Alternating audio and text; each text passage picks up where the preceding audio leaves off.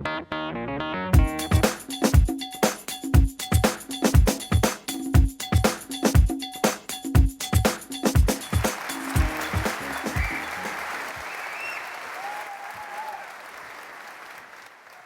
a band leader, musician, as a singer and a songwriter, I get to make a living expressing myself.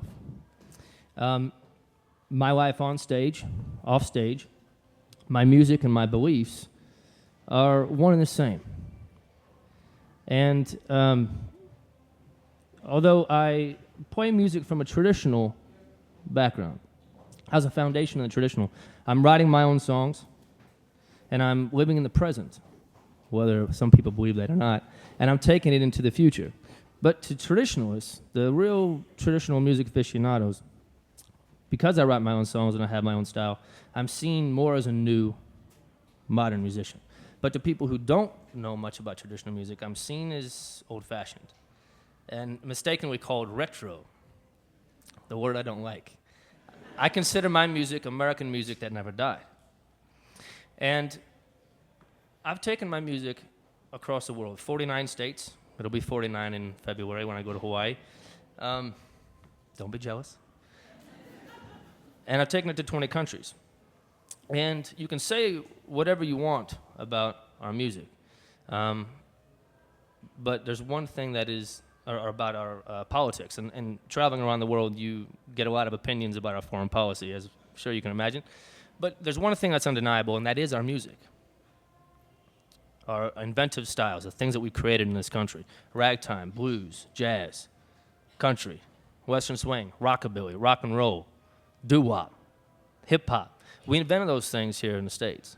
These are American inventions. But you don't have to be from a certain place. You don't have to be a certain kind of person to perform this kind of music. For instance, you don't have to be from New Orleans to play jazz. Fats Waller was from New York. Cab Calloway was from Baltimore. Bix Beiderbecke's from up in Iowa. Hoagie Carmichael's from Bloomington, Indiana. Bing Crosby's from Spokane, Washington. Not exactly a jazz haven. You don't have to be a white man to record country music. As a matter of fact, a lot of early Black Delta musicians were very influenced by the father of country music, which is Jimmy Rogers. But they weren't allowed to record this music because the record labels were pigeonholing people, creating this genre known as the blues, trying to market what they thought was stereotypical black music. Charlie Pride is a legendary black country musician. Ray Charles has recorded dozens of country songs. You don't have to be from Mississippi to play the blues. Blind Boy Fuller's from North Carolina. Tampa Red's from Florida. Blind Blake's from Florida. Leroy Carr's from Indianapolis. I'm from Illinois. I've lived in St. Louis now for 6 years. But I'm meeting more people in the Midwest, the East Coast, and the West Coast that are performing classic American music more so than anywhere down south where they say the music comes from. So it's important to realize that this is, although it has its origins in certain places, our music, it has evolved as an American music. Now, I think that it's important to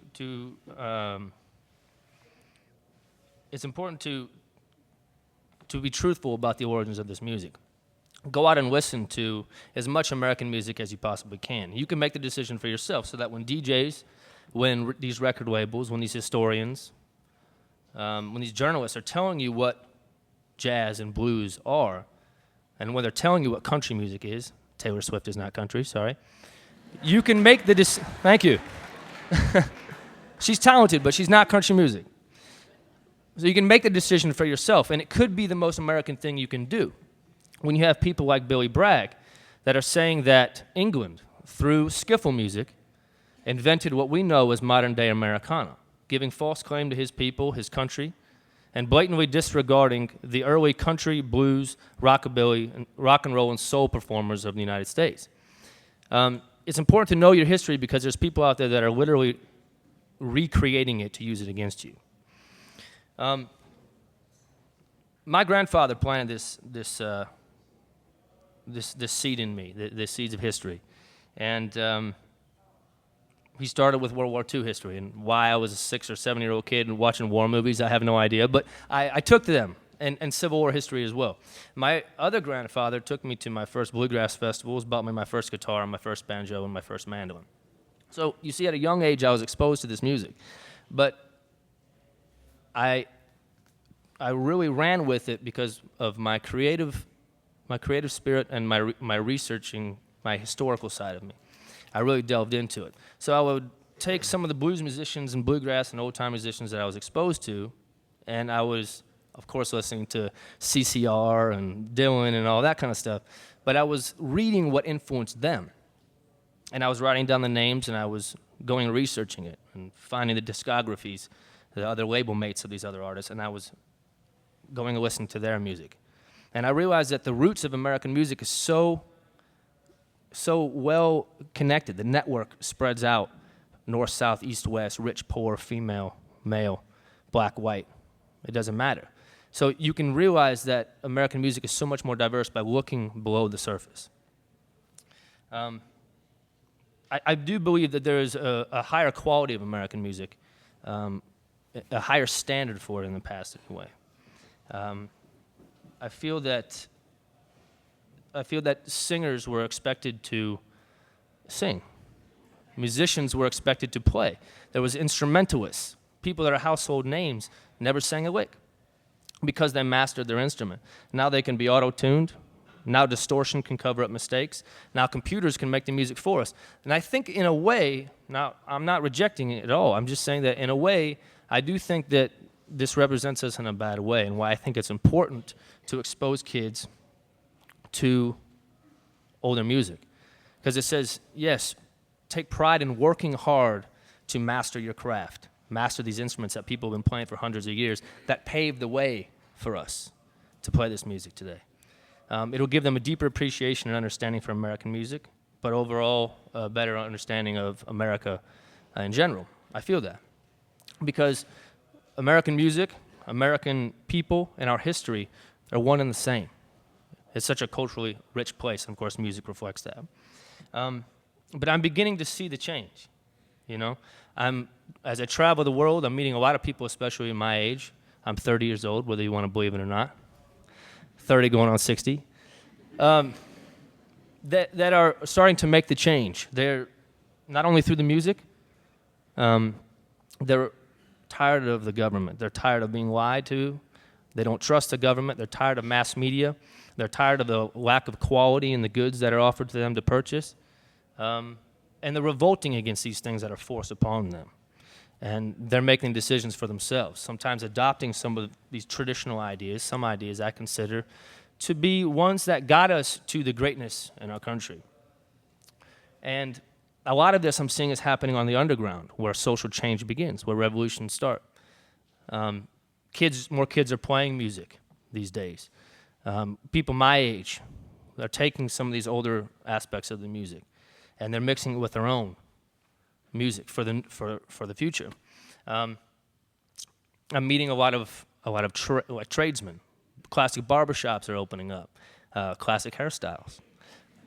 But they're taking pride in their appearance, which I think is perhaps something that is maybe an old-fashioned ideal. I'm meeting a lot of people my age that are renovating buildings. They're buying businesses, starting small businesses. They're carpenters, they're plumbers. They're renovating these old buildings, taking what's been given to us and taking it on into the future. I'm seeing a lot of breweries opening up around the country, small breweries. We got like 20 of them here in St. Louis now, right? They're revolting against the culturally stifling Budweiser. And they're starting a brewery that has, it's true. They're starting a local brewery that has their own identity, a local brewery, which was the norm before Prohibition. So it's important to realize this, because in a lot of ways that they're taking some of these old ideas and they're making them for the new, but it's kind of a taboo thing. Same reason why some people call me old-fashioned, but I consider it common sense and somewhat progressive. I do think that I'm also seeing this with farmers as well. I want to mention that. I'm seeing that with small farms opening up, hopefully giving people access to good quality, cheap food. And I think that's a great thing as well. And we're actually teaching our parents to kind of look back before they go forward.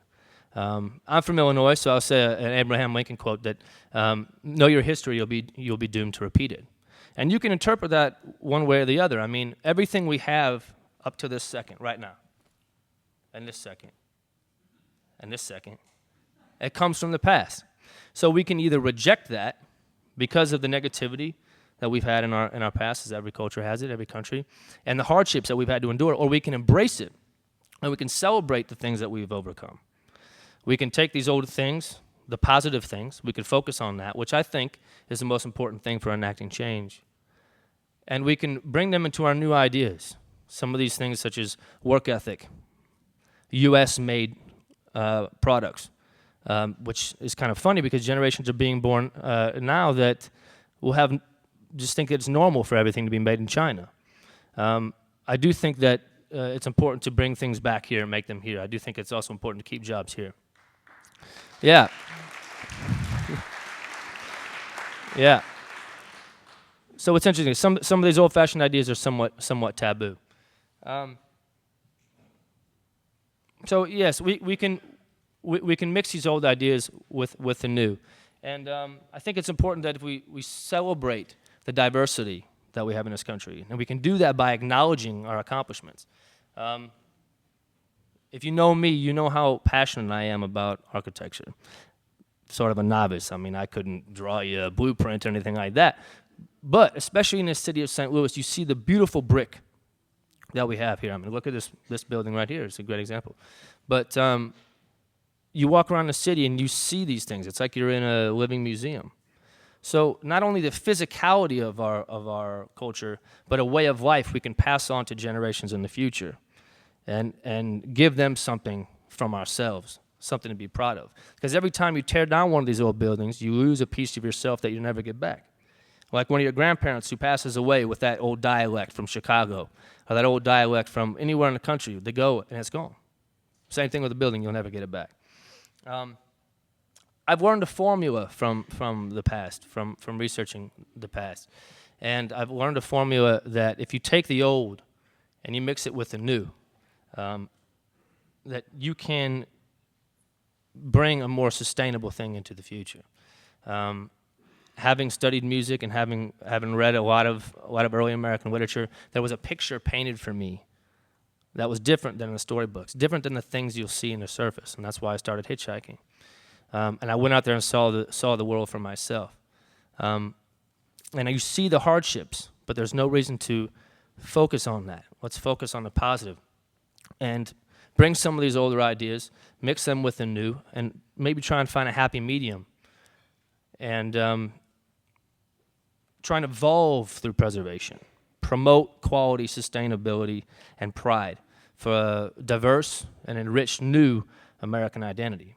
If you go out and you know your past, you learn your history, you learn more about who you are, and perhaps learn why you should be proud, and you won't abuse words like freedom. And being proud, you'll hopefully know why you want to make a change.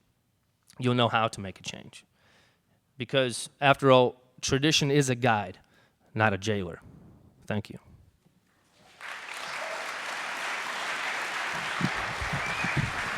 All right. Thank you for letting me speak my mind. I'd like everybody to stand up now, if you could, please. Thank you. Please, please. Yes, yes, yes.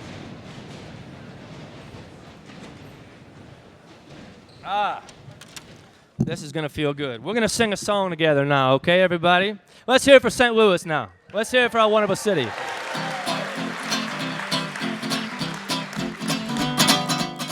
The Missouri is my right arm, the Ohio is my left. And I'm living on the Mississippi River where I like life the best. I don't mind the West Coast, and I don't mind the East Coast. Nah, baby, I ain't gonna live on no coast. Well, I'm just a plain old Midwestern boy. What am I doing just to get by on Central Time?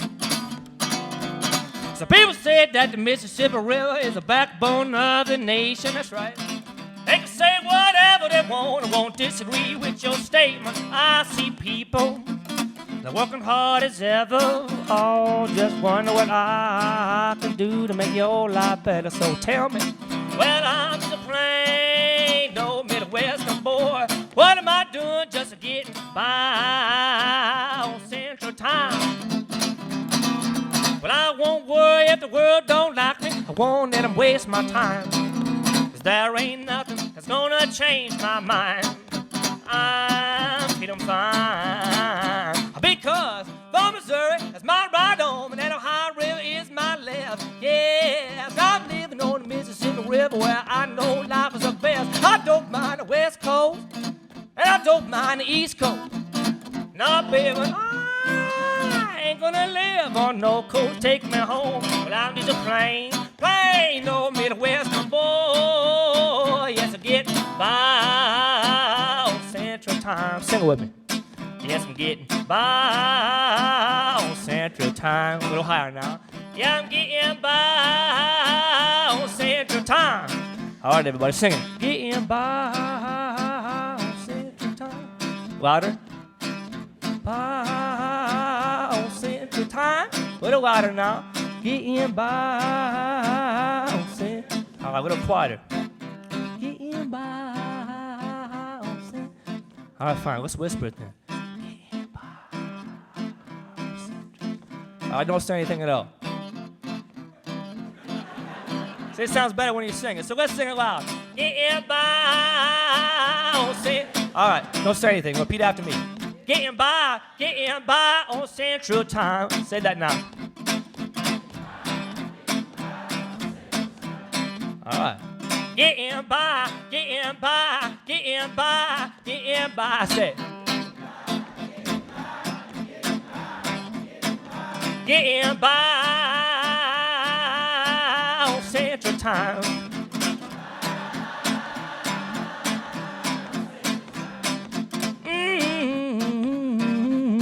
Shake your head when you do it now.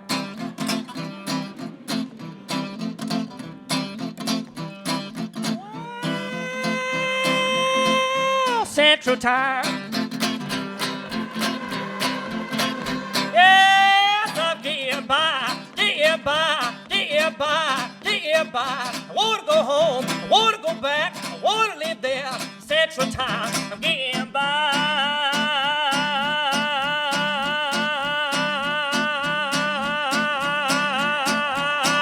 Yes, want to go home, want to go back to Central Time. Sing it with me one more time.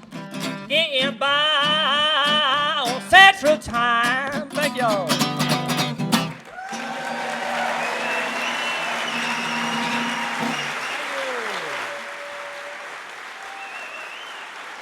I love you, St. Louis. Thank you.